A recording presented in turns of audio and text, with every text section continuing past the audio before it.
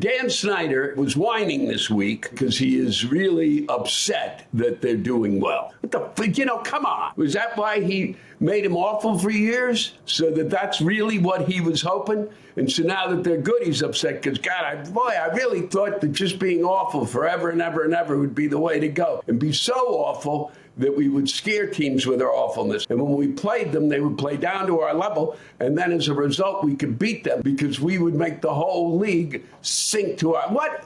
Who says that? He made $6 billion off this team. And they said they didn't want him to sell it for that. They was not supposed to sell it for that. But to get rid of him, they let him jack up the price. This is a guy who's done things that were so wrong in his tenure. For sexual harassment charges, for saying that if they tried to make him sell, he would find things on Goodell and stuff like a thug. He was good at being a thug.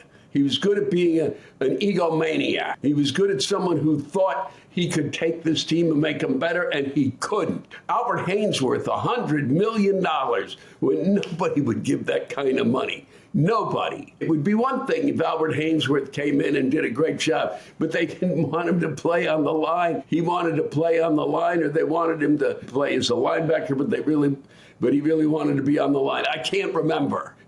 God knows how much money was wasted, and it lasted a little time, and that was that. But went through a series of coaches. He went through a series of quarterbacks. He had no right to be there. He was awful from beginning to end. Proof is in the pudding.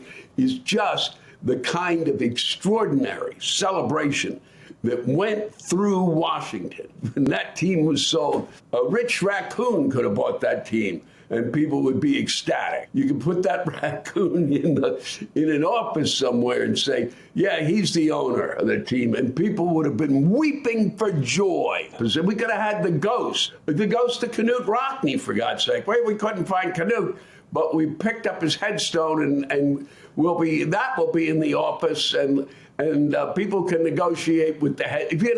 That would have been better. No one there would have been better. It's beyond belief what he did to that team. I'd like to thank Washington for finding itself quickly in the midst of the morass that he left. It was a stunning achievement. Truly, one of the few things that has made me smile this year. I really thought they were going to win. I watched those two teams go at it, being the shittiest team in the league, and it's just great to see them both back. And it's what you want. We move on into a better tomorrow.